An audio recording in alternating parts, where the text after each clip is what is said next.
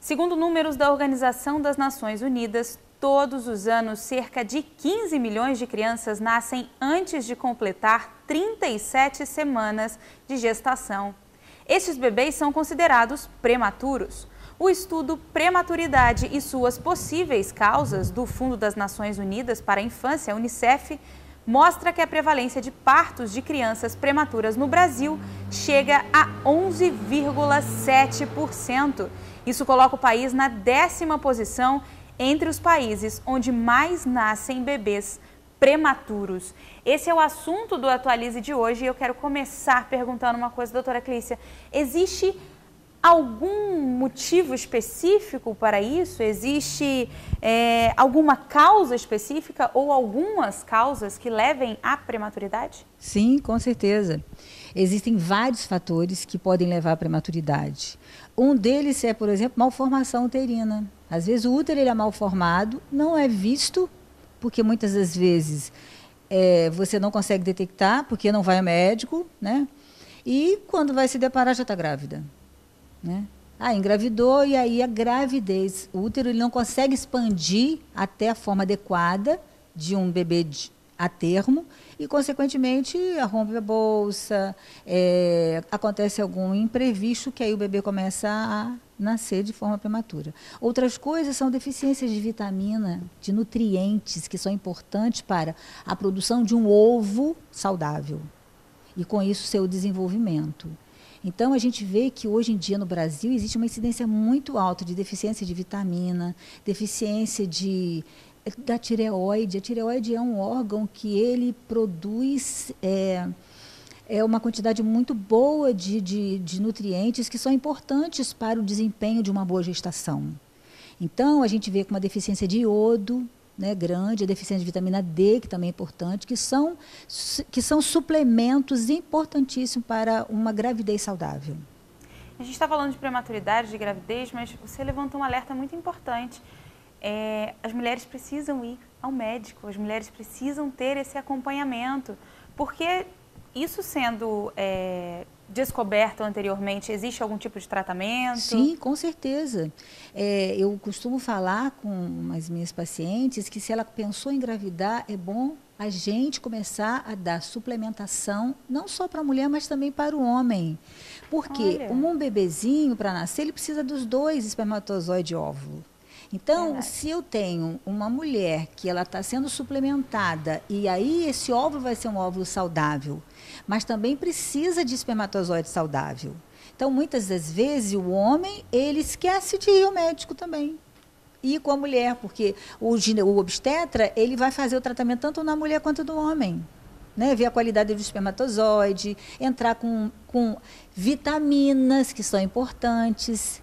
Então, com isso, vai levar o quê? Uma produção adequada de espermatozoide bons, saudáveis, e um óvulo bom, saudável, vão se juntar e vão formar um bebê bom e saudável. Entendeu? Então, a gente, às vezes, descobre uma tireoide funcionando mal, tanto no homem quanto na mulher. Todos os 2 têm tireoide, entendeu? E, às vezes, não se detecta isso. Vai se deparar com parto prematuro. E aí vai buscar as causas, de repente, nem consegue diagnosticar direito. Por quê? Porque prematuro. Se preocupa muito mais com o bebê, porque o bebê prematuro é um bebê que necessita de muito cuidado. E aí a gente cuida mais do bebê e deixa a gente de lado. E aí continua as coisas a acontecer.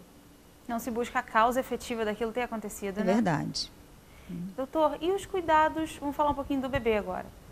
Os cuidados com o bebê prematuro, os primeiros cuidados com o bebê prematuro, quais são esses cuidados? Então, como você falou bem colocadamente, 15 milhões por ano, né?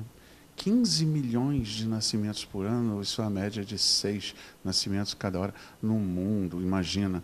vão necessitar, em algum instante da sua história inicial, que é a mais crítica, de um cuidado especializado.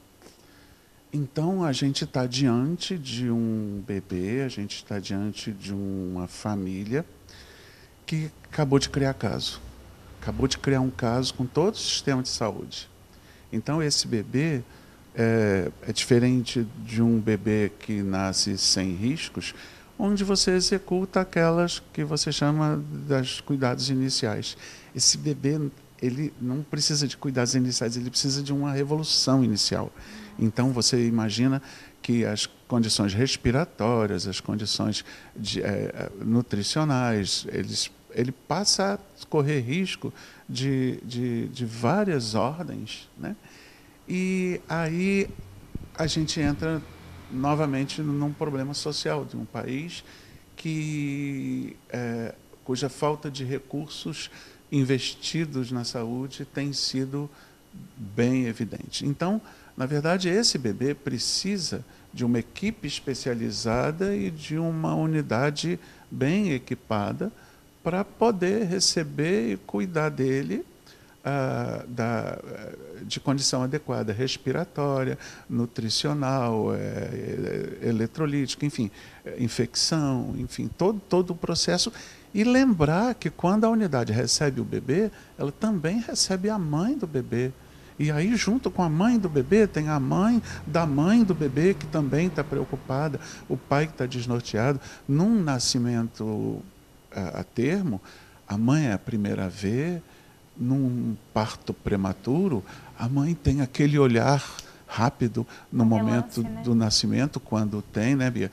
E o pai é o primeiro a ver, ele traz informações de uma pessoa que não está muito treinada com essa coisa de maternidade, ele vai se tornar mãe no primeiro momento. Enfim, é uma condição muito complexa, né? Quer dizer, então, a prematuridade é uma condição de estudo, e vamos dizer, é um módulo de atendimento que vai gerar formas de comportamento para todas as outras áreas da neonatologia. O prematuro é como se fosse assim, um padrão. Quando você trata bem um prematuro, né, quando você cuida adequadamente de um prematuro, você estabeleceu um bom cuidado generalizado na unidade. Agora, tem sido muito difícil, né, nacionalmente falando. O índice tem aumentado no Brasil e no mundo, né? Você parar para pensar que você reverte a ordem natural das coisas, né? Porque você imaginar um nascimento é uma coisa sublime, feliz, a família reunida dentro de todo aquele contexto que envolve o nascimento de uma criança. E aí vem um parto prematuro, como o senhor deixou muito claro. Vem toda essa questão do cuidado com a criança e com todo o entorno da criança. Não é mais só o bebê prematuro, é a desestabilidade de toda aquela família, da mãe, acredito que principalmente nesse momento, que deve ser algo realmente aterrorizante. Quem vai trazer para a gente um pouco mais essas informações é a Ana Beatriz, você que é mãe de trigêmeos, não é isso? E trigêmeos prematuros. Eu queria que você contasse, dividisse um pouquinho com a gente como é que foi essa experiência para você, esse momento. Olha, tem aquela sensação de que você está sonhando, né? Eu me recordo de ter me sentido um pouco assim. Porque, apesar de ser trigêmeos, né, você fica sempre na esperança de que você vai levar aquela gestação mais próximo do tempo esperado, né, do tempo normal. Então, é bem difícil, né, quando as coisas se desenrolam, né, minha bolsa rompeu, então teve que preparar tudo meio que de urgência. E o que eu acho difícil na prematuridade é porque a gente se prepara a gestação toda, seja 1, 2 ou 3, para a gente levar o bebê para casa, né? O bebê nascer e a gente levar ele para casa. Então, quando você perde a barriga, né, você volta para casa sem a barriga e também sem a criança, isso é muito difícil. É um vazio muito grande, porque você se sente perdida, né? E como ele falou, você está fragilizada pela questão até hormonal, né? Está fragilizada porque você tem o medo de perder aquela criança, né, que você almejou, que você levou no ventre. Então, são sentimentos muito turbulentos dentro de você, para você administrar. O apoio da família nesse momento é fundamental, né? Fundamental. O apoio da família é fundamental. E como ele falou, o apoio da unidade que recebe o bebê também é muito importante, né? A gente se sentir acolhida, apesar, né, de toda a situação, de todo o sofrimento, né? Você confiar na unidade que está cuidando do seu bebê, você ter alguém que te escute, além do técnico, né?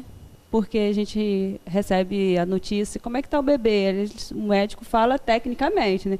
Ganhou peso, não ganhou peso, e, né, te dá aquelas informações sobre a saúde em si. Mas você ter um entorno, né, que te acolha, isso aí faz muita diferença para a gente conseguir superar aquele momento. Tem história para contar nesse programa de hoje, viu? A gente vai para o intervalo rapidinho e volta já já, mas é claro que você sabe que a gente vai para o intervalo com aquela música gostosa, né? Então hoje tem música, Luciano aqui com a gente.